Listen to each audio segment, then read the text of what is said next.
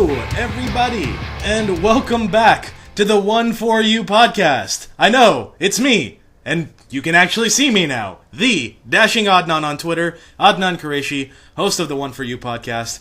I've been gone for months and months, and you haven't heard or seen from me in a while, but I'm back. I figured it's been a long time, and today a friend of mine, his name is Graham Husted. I'm calling him the director of this episode. Say hi, Graham. Hi, Graham. Yeah, he's doing video for this episode, the return episode, I believe this is episode 8 of the One4U podcast. And for those of you who forgot, the Dashing Adnan on Twitter, Adnan Qureshi, here to talk to you all about the world of video games and pro wrestling, movies, just anything that I feel like spewing out of my brain, and it's been quite a long time. Just been busy doing stuff, life happens, you get work, and then Christmas time happens, and my birthday happens, and then I just forgot about doing this for a while, and I thought, you know what, it's time to come back. There are things going on in the world that I think we should be discussing again. We got E3 coming up, and this whole episode of the show started when E3 came about last year, and we had the discussion about the next-gen consoles and backwards compatibility and all that jazz. Now what we have to talk about this year is what can we expect from Microsoft, from Nintendo, from Sony for E3. Graham, you excited for E3? Yeah. All right. What are you excited to hear? Like, what are you excited to see from E3? Just out of curiosity. I don't know. He's not sure. That's because there's so much stuff to talk about that's going to be happening at E3. But let's first touch on things first.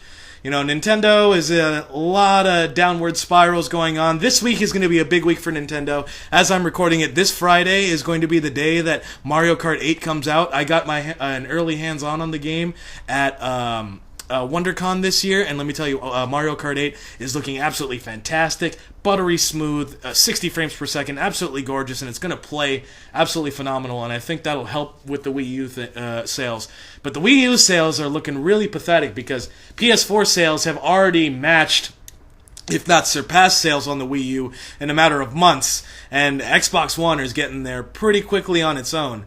The Wii U is really going to need a boost. The 2DS and the 3DS, they're doing well. Handheld-wise, Nintendo doesn't have a lot to worry about. But we're talking about home consoles now, and I think one of the strangest decisions that Nintendo is doing this year is that they made the announcement with the new Smash Brothers that's coming out for both the 3DS and the Wii U, that the 3DS version is going to come out first. The 3DS version of Smash Brothers is coming out in probably a couple months. They said in the spring, and then the Wii U version of it won't come out till the winter time, which is a little strange because Smash Brothers is going to be a big system seller for the Wii U. But the fact that it's coming on the handheld first, I feel, is going to slow that momentum down a little bit, as most people already have a 3DS. So those people will end up playing it on the 3DS. You don't know whether or not that will kill its momentum heading onto the Wii U version of the system. But hopefully by Christmas time, it'll still move some Wii U's for Nintendo, help support them there, and hopefully Mario Kart 8, which comes out this Friday, will move some units from there and just get them out of the bind, because I know right now financially it's not amazing for their home console, but I think the 3DS is still moving software and hardware strong enough to keep them about, and hopefully the Wii U will have a bit of a resurgence and sell at least, a few million units this year with two big titles like Mario Kart and with Super Smash Brothers coming out this year. And let's not forget, we've got E3 coming up.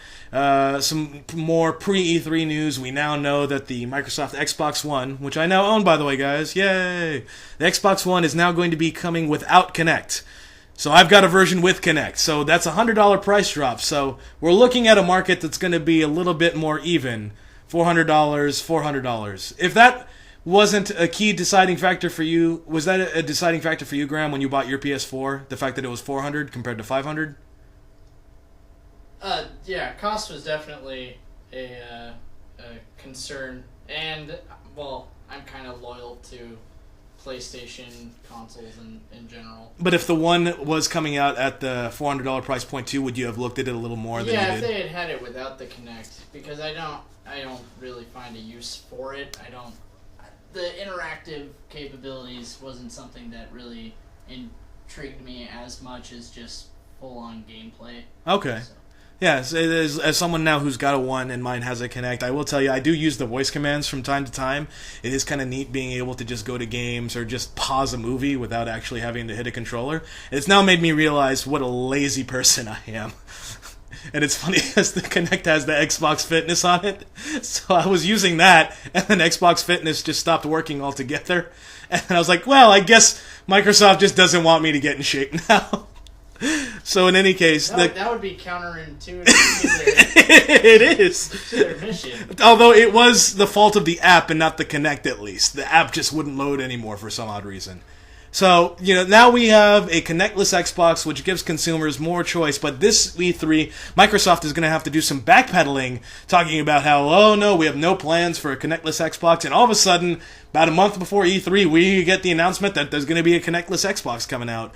So they're going to have to talk and backtrack a little bit more, but really what's going to be the most important thing are the games that we get to look forward to at this year's E3. I know we're probably going to see a lot of next-gen ports, because we already know that The Last of Us is coming to the PS4. I'm super excited. Now I think that's going to be the way for you to play it, because you didn't play it on the PS3. Yeah, not just the fact that it's something that was, ported to it, but something that was actually remade for the console. I find that super exciting. Yeah, so it'll even look even better. It'll be the same great game that it was on the PS3 and just look a little prettier, so that's good. Speaking of games that are getting ported over, Graham, did you hear about the Halo Master Chief Collection coming to the Xbox One? No. They're I don't know to what extent they're redoing, but they're going to make a packaged collections of Halos 1 through 5 for the Xbox One. So it's a remastering of Halos 1 through 5 for the One. So that's pretty cool news. I have to take out a loan. And so we got that, but more importantly, we got Halo 5. We're going to get more information on Halo 5 Guardians, this Xbox One. I'm a Halo person. I'm looking forward to seeing that. Of course, we're going to find out about Call of Duty Advanced Warfare. I just went through Ghost. Ghost was all right.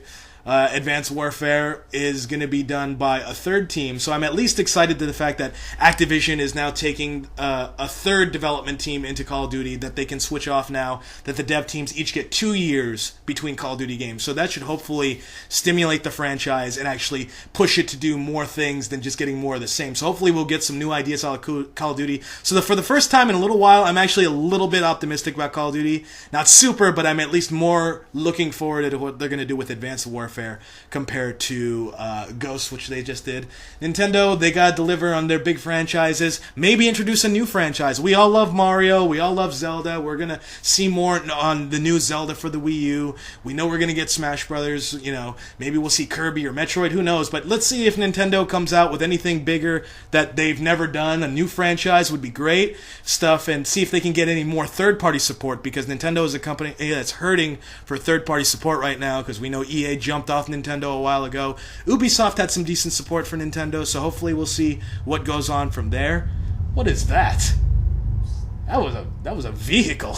Jesus. The game I'm still looking forward to, I talked about this last year, Bayonetta 2 for the Wii U. Hopefully we'll get a release date. We're getting close to the deadline on that, so hopefully Bayonetta 2 comes out this year, and I think that is Nintendo's big ace in the hole as far as third-party exclusives.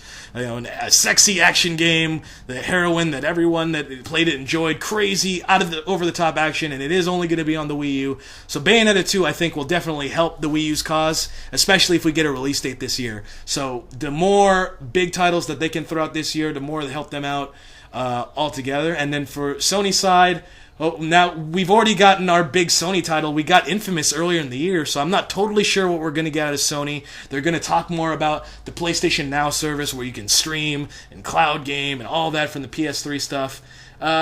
We'll find out more if we have a subscription model or not. And then who knows what we're going to get out of that. And then we're going to get VR, the Project Morpheus from PS4. So you heard about this?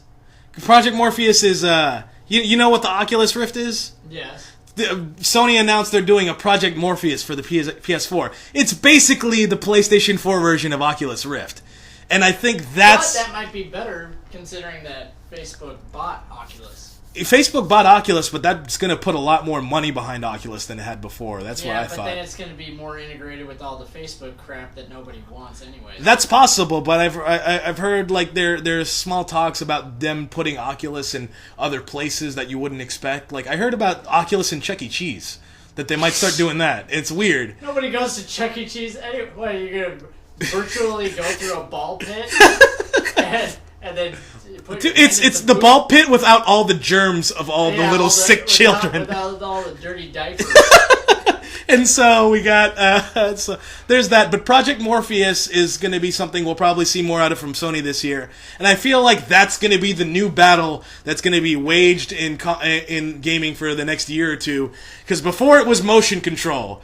We introduced motion control, and then everyone did motion control, and everyone got sick of motion control. So I wonder if we're going to experience the same thing with VR. So I won't be surprised if Microsoft now that they've unbundled Kinect, if they want to do something VR-wise and introduce some sort of new VR product to their platform.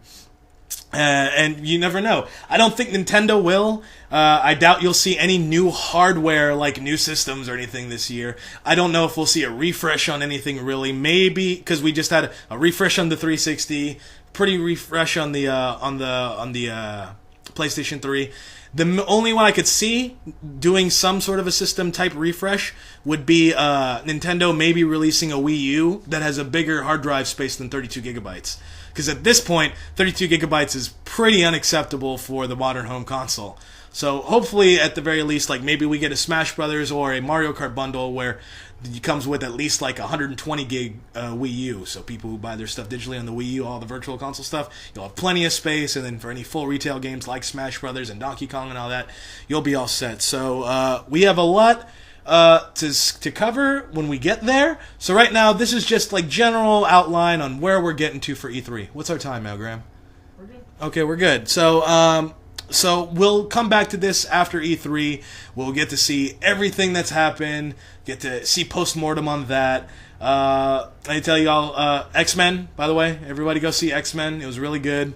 Haven't seen all the X-Men movies, but I don't think that should be too much problem. X-Men, great movie right now. WrestleMania was interesting. We can talk about WrestleMania in an upcoming podcast, the WrestleCast, because I still have yet to do a WrestleCast with y'all. You know, Daniel Bryan becomes champ, and now he gets injured. A lot of stuff that happened in the wrestling world. Ultimate Warrior died. Lot of things that have happened. But otherwise, I think I'm going to keep this episode relatively short because it's been a while. Haven't seen y'all in a while. Just a little refresher. We're gonna ease back into this. You know, you missed me.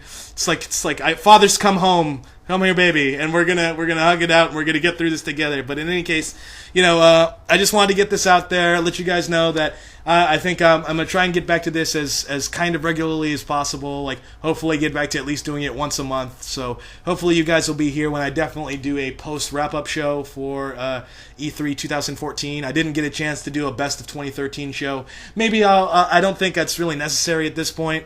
It's been too long, but, you know, let's see what happens with E3 this year. Hopefully we get some news on Beyond Good and Evil 2. It's been 10 years, officially, and we have nothing on Beyond Good and Evil 2. So, Michelle Ancel. Oh, hold on one second. And... Sorry about that. That's fine. We're back on. And so, Michelle Ancel, Ubisoft, just letting you know... Those of us who bought Rayman Legends, we know Rayman is awesome, but now we're waiting. Beyond Good and Evil 2. We need to know what happens with Jade, Paige, Double H, and that whole world of Hillis. So, please, I'm begging you, Ubisoft, Beyond Good and Evil 2 news. But otherwise, we'll also get some Mirror's Edge 2 news, which I'm also waiting for. We'll find out about the Order. Hopefully, The Last Guardian is still alive from Team Eco. Halo 5, maybe a new Gears. New Legend of Zelda, Smash Brothers, maybe new franchises. Let's look for whatever big surprises that we're going to get out of E3 this year. Any big news is necessary. I'm excited. Whatever the outcome, I'm sure all three companies will have something big to show us all. And I think overall, once again, we'll hopefully have another year where the consumer wins. And that's really the most important thing for all of us as gamers. So in any case, hey, remember to follow me on Twitter, guys, at @TheDashingAdnan. Graham, do you have anything you want to plug at all? He's got nothing, but he helped me out with this episode, so hopefully I'll look good enough on the video. He'll make me look like $1 million. So in any case, follow me on Twitter, like, subscribe, rate, comment on the video. What should I talk about? Hit me up in any way. Like the Facebook page. I started a Facebook page. I haven't done anything really with it, so I should probably put more on there. But there's a fake Facebook page you can like, the One4U Show.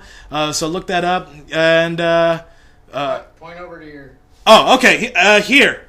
like it over, like do stuff over here. Oh, and also one more thing. I was a guest recently. Well, I recorded the interview around the end of last year. I was a guest on my friend Michael and his friend Tim's show, TMI, the TMI Information Show, the Tim and Eric Information Show at the YouTube channel TMI Art Productions, I believe. I'll put a link for it in the description. Probably put maybe an annotation right here or something like that. So in any case, check that out. I'm going to link the 2 interviews I did. I did an interview on storytelling in video games and just video games as an art form. So check out those 2 episodes. Check those guys out. Like their videos. Subscribe to them too. They're really good. They'll give you tips as an artist. So in any case, I'm going to wrap this one up. And this one has definitely been one for you.